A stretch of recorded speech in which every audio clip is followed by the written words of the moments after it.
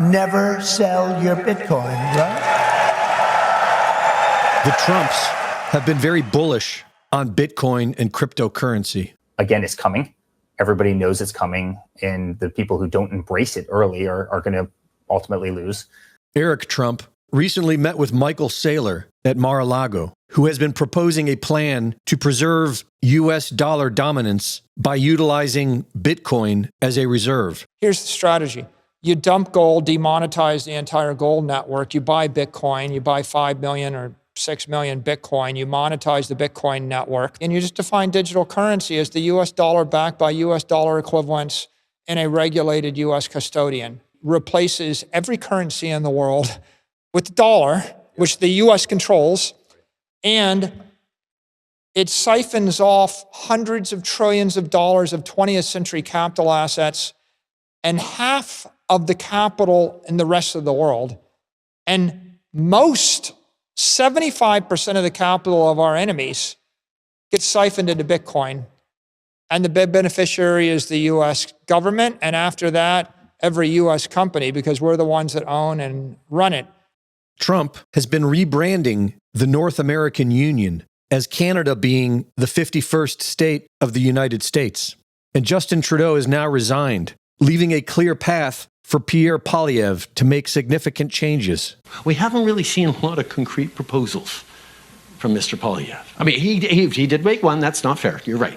He had one great opportunity for people to opt out of inflation. He recommended this last spring. You can opt out of inflation if you invest your money in Bitcoin. Yeah. No. He stayed up late, watched all sorts of YouTube videos, and came to that conclusion. He said that himself. We're going to buy this shawarma with this Bitcoin. Send. Done. Yep, I got it. You got the Guys, we did it. We bought the shawarma with Bitcoin. So that is my plan, to enable Canada to become the blockchain and crypto capital of the world.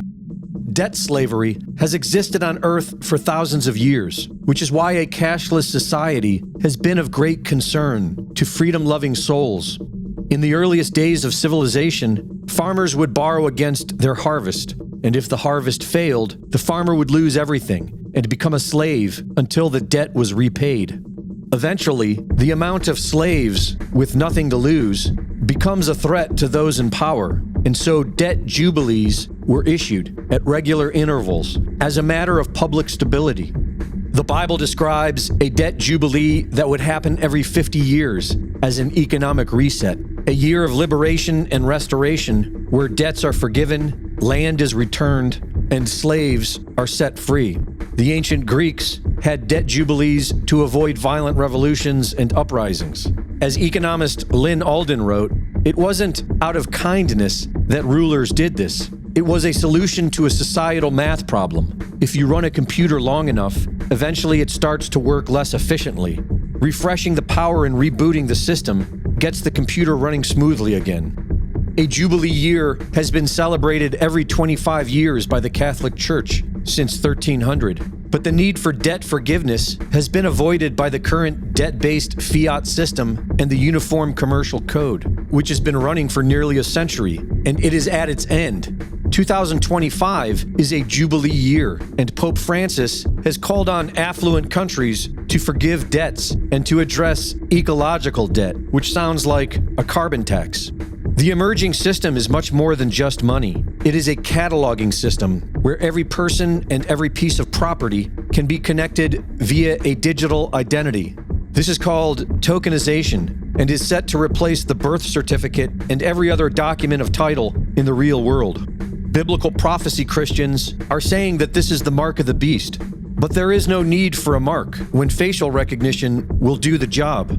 And if it comes with debt forgiveness and universal basic income, then those who fight against the system will be seen as terrorists by the public. What's going to happen is the US dollar is going to be the world reserve currency, and it's going to run on billions and billions of mobile devices. And the digital asset that underlies that currency is going to be Bitcoin.